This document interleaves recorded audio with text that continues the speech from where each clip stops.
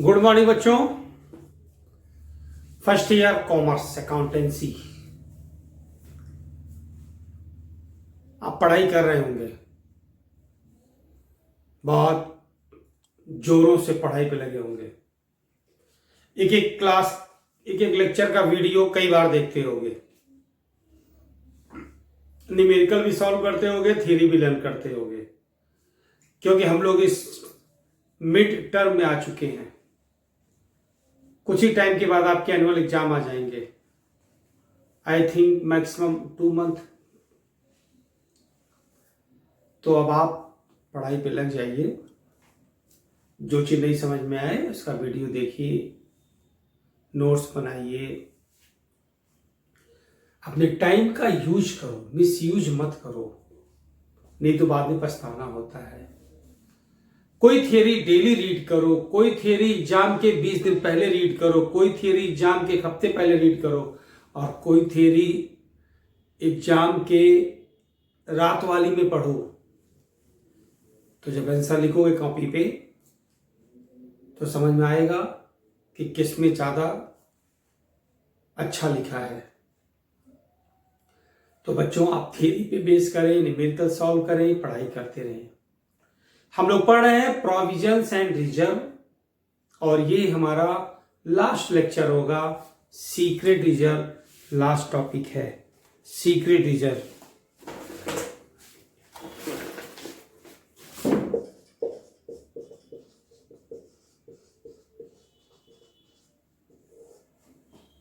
Secret reserve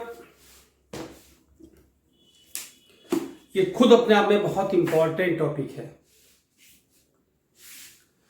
जो आप दिखते हो वास्तव में हो नहीं, यही सीक्रेट है आपका। आप दिखते हैं बिल्कुल केयरलेस रहते हैं, पढ़ाई नहीं करते हैं, घूमते हैं, बातें करते हैं। सच्चाई तो ये है कि वो आप बिल्कुल अवेयर रहते हैं, पढ़ाई अच्छी करते हैं, बिल्कुल नहीं घूमते हैं। अगर घूमते हैं तो नॉलेज गेन करते हैं। तो जब आपका रिजल्ट आता है तो लोग शॉक्ड हो जाते हैं, बोलते हैं अरे यार, ये तो पढ़ाई नहीं कर रहा था, इतना अच्छा नंबर कैसे आ गया। यही सीक्रेट है आपका। यानी आप बातों में तो लगता है कि बिल्कुल अनसोशल हैं, लेकिन आप अपनी सोसाइटी में गरीब लोगों का हेल्प करते हैं, लोगों को दुआएं देते हैं, लोगों को पैसे सपोर्ट करते हैं, मेहनत करते हैं, ध्यान देते हैं। तो लगता है कि ये आदमी जो दिख रहा है वो है नहीं। अगर हम पैसे की बात करें तो आपकी जो फाइनेंशियल पोजीशन है, जो सीन होती है, लोगों को दिखाई देती है, इनफैक्ट उससे ज्यादा स्ट्रांग आप पीछे हैं। आप अपने पीछे, पर्दे के पीछे ज्यादा स्ट्रांग है। जो आप दिख रहे हो वो नहीं हो।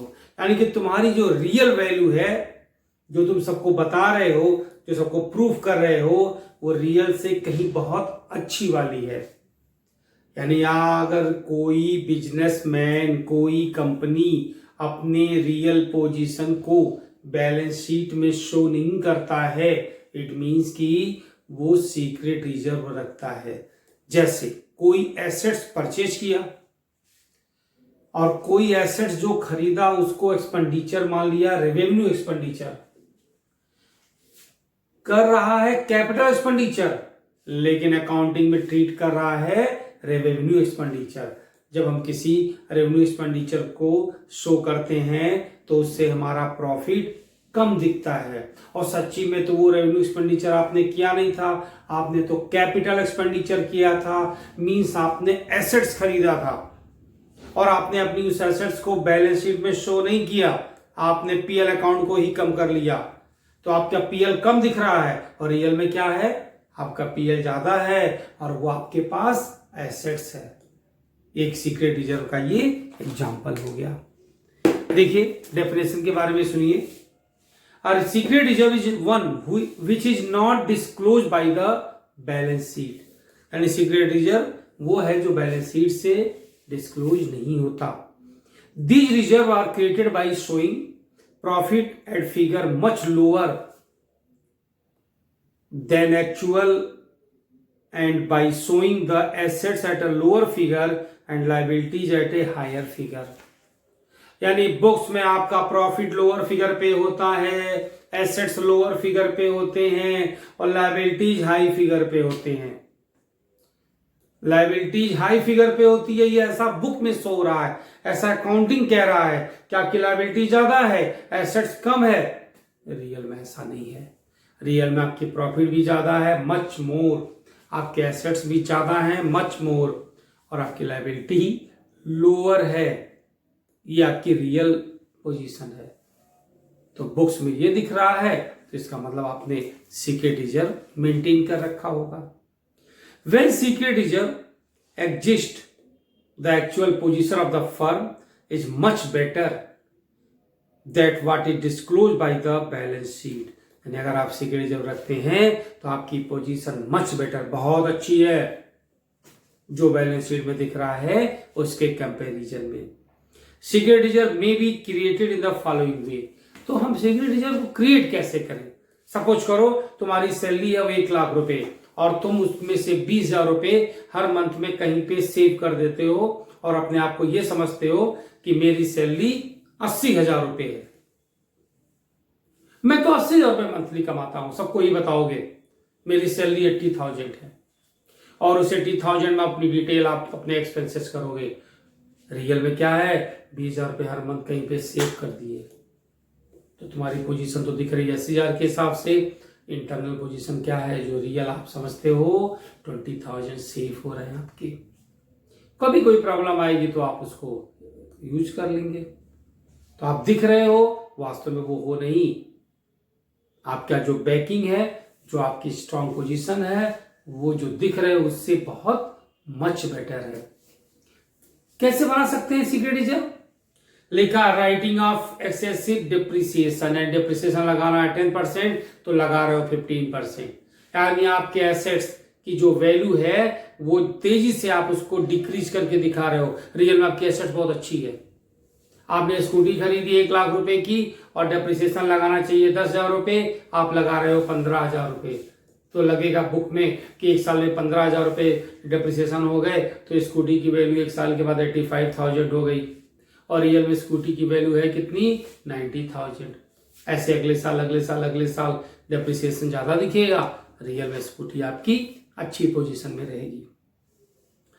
Charging capital expenditure to PL account, वही जो मैंने बताया कि आपने एसेट्स खरीदा, कैपिटल एक्सपेंडिचर किया, लेकिन आपने उसको पीएल अकाउंट में शो कर दिया, यानी आपने रेवेन्यू एक्सपेंडिचर ट्रीट कर लिया।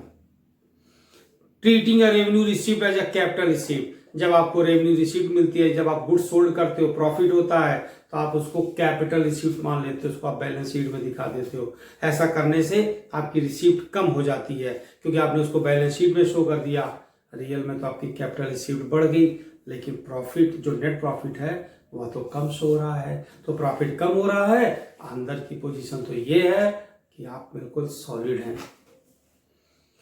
Under valuation of assets, assets की वैल्यू हमेशा आप अंडर कर दिए, कम करते जाइए। रियल में कम नहीं है, आप कम करके शो करते जाइए, आपकी पोजीशन जो रियल है वो अंदर से स्ट्रांग होगी। Showing an actual assets as a contingent asset. Contingent assets हम लोग बैलेंस शीट पढ़ते समय समझेंगे, लेकिन कॉन्टीजेंट एसेट्स का मतलब होता है कि जब किसी एसेट्स को प्रोबेबिलिटी में शो कर दिया जाता है, यानी वो एसेट्स है भी या नहीं भी है। तो आपकी एसेट्स जो सॉलिड है उसको आपने सस्पेंस में डाल दिया, संदेह में डाल दिया, एसेट्स है या नहीं है, तो आपकी पोजीशन तो अच्छी है, क्योंकि आपका एसेट्स तो है ही वो। ऐसे और सारे एग्जांपल है, आप पढ़ सकते हैं उसको। थोड़े से इसके मेरिट्स भी होते हैं और थोड़े से डिमेरिट्स भी। और मेरिट्स क्या होती है? फाइनेंशियल स्टेबिलिटी अच्छी होती है, पहला पॉइंट था। Helpful in absorbing unforeseen losses, वो लॉस जो आपको दिख नहीं रहा है, सीक्रेट रिजर्व करने से वो अपने आप एब्जॉर्ब हो जाता है, आप अच्छी कंडीशन में आ जाते हैं। रेगुलरिटी ऑफ डिविडेंड, कंपनियां जब अपने शेयर होल्डर को डिविडेंड बांटती हैं तो डिविडेंड बांटने में, डिविडेंड देने में उनको कोई दिक्कत नहीं होती है। और जब कोई कंपनी अपने शेयर होल्डर को, जैसे आप किसी कंपनी के शेयर होल्डर हो, तो जो कंपनी डिविडेंड देती है तो उससे मार्केट में उसकी वैल्यू अच्छी होती है, कंपनी की गुडविल बढ़ती है इससे। अवॉइडेंस ऑफ कंपटीशन, आपको कंपटीशन करने की कोई जरूरत नहीं पड़ती, आप उससे बच जाते हो। आपकी पोजीशन बहुत स्ट्रांग है, आपने सीक्रेट रिजर्व क्रिएट कर लिया, आप बिल्कुल अच्छी कंडीशन में आ चुकी हैं। इसके कुछ नुकसान भी हैं, डिसएडवांटेज, मेरिट्स, डीमेरिट्स कह सकते हो। Unfair presentation of financial statement, यानी आपका जो फाइनेंशियल स्टेटमेंट है वो फॉल्स है, क्योंकि आपकी ट्रू वैल्यू तो अंदर वाली दूसरी है और बैलेंस शीट में फॉल्स दिख रही है, तो बैलेंस शीट तो फॉल्स हो गया ना। यानी अगर कोई सीक्रेट रिजर्व रखता है तो अंदर से जो स्ट्रांग तो है, लेकिन बैलेंस शीट में तो शो नहीं हो रहा है, वहां तो वीक जैसा दिख रहा है, कमजोर दिख रही बैलेंस शीट, तो इसका मतलब है कि आपने एक गलत बैलेंस शीट बनाई। लॉस टू शेयर होल्डर, और जब गलत बैलेंस शीट बनाओगे तो शेयर होल्डर को लॉस होगा, क्योंकि डिविडेंड का वैल्यूएशन कम हो जाएगा, उसके हाथ में डिविडेंड के पैसे कम आएंगे, तो इनडायरेक्टली कंपनी का ही लॉस होगा। मिसयूज बाय मैनेजमेंट, जब मैनेजमेंट को ये पता चल जाता है कि ये लोग तो सीक्रेट रिजर्व बनाते हैं, तो थोड़े से पैसे की चोरी करने लगते हैं वर्कर एम्प्लाई, ये सोच करके कि मालिक खुद ही अपने आप से चोरी कर रहा है, कमाता है 1 लाख, बताता है 80,000। तो इस तरीके से अगर आप इसको कन्वर्ट कर ले बिजनेस के रूप में, तो एम्प्लाई चोरी करने लगता है, इस तरीके से मिसयूज हो जाता है।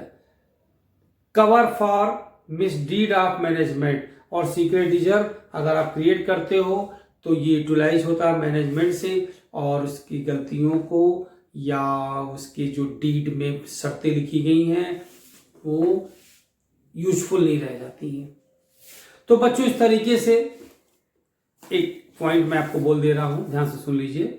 लिखा the creation of secret reserve is not allowed under the company act 2013 as it require a full disclosure of all material fact and significant accounting policies following is preparing financial statement। ये बता रहे हैं आपसे कि company act 2013 में लिखा है कि कोई कंपनी सीक्रेट रिजर्व नहीं बना सकती है, अपने सारे पोजीशन को बिल्कुल ट्रू पे रखे। तो सीक्रेट रिजर्व बिजनेसमैन क्रिएट करता है, जैसे एक बिजनेसमैन है रोज शॉप से निकलता है रात में और 500 रुपए गुल्लक में डाल देता है, तो पैसा तो बढ़ ही रहा है, रियल में तो दिखेगा नहीं पैसा, 500 तो ऐसी जगह चले गए जैसे बोलेगा वो एक्सपेंस हो गया मेरा, लेकिन वो कहीं सीक्रेट रिजर्व में है। आप डेली एक गुल्लक बना लीजिए और अपने थोड़े से खर्चों को काट के और उसमें पैसे डाला करिए, आपकी पोजीशन अच्छी होगी, दिखेगी नहीं सबको, सब लोग बोलेंगे आप बहुत परेशान रहते हैं, बहुत दिक्कत में रहते हैं, लेकिन आपकी पोजीशन अच्छी होती रहती है क्योंकि गुल्लक में आपने बहुत अच्छे पैसे डाल रखे हैं। तो इस तरीके से सीक्रेट रिजर्व बनाना सही भी है और गलत भी है, क्योंकि आपने इसका मेरिट भी देखा और डीमेरिट्स भी देखा। आप झूठे साबित हो जाएंगे लोगों के सामने अगर आप सीक्रेट रिजर्व रखते हैं, क्योंकि अगर आपकी पोल खुल गई कि आप तो पैसे रखते हैं, आप लोगों को बताते हैं कि नहीं है मेरे पास, मेरी इनकम कम है, रियल में ज्यादा पैसे कमा रहे थे, तो आपकी पोजीशन थोड़ी सी आउट हो जाती है लोगों के नजरों में। तो कहीं ना कहीं मेरिट्स भी है और कहीं ना कहीं डीमेरिट्स भी है, दोनों बातें हैं। इस थ्योरी के साथ हमारा ये चैप्टर खत्म होता है। प्रोविजन और रिजर्व, प्रोविजन और रिजर्व में डिफरेंस, ये सारी थ्योरी आपको मिल चुकी है। थोड़ी सी थ्योरी आपकी और बची है, आपको वो भी पीडीएफ में मिल जाएगी। फेयर कॉपी पे नोट करोगे, थ्योरी को लर्न करोगे, न्यूमेरिकल सॉल्व करोगे, आपके लिए यही बेहतर होगा। अपने आप को स्ट्रांग कर लो, इस टाइम का खूब अच्छे से यूज कर लो, स्ट्रांग हो जाओ, पढ़ाई में बहुत जरूरी है। ठीक है बच्चों, चलिए अब हम लोग नेक्स्ट वीडियो में नए चैप्टर के साथ मिलते हैं।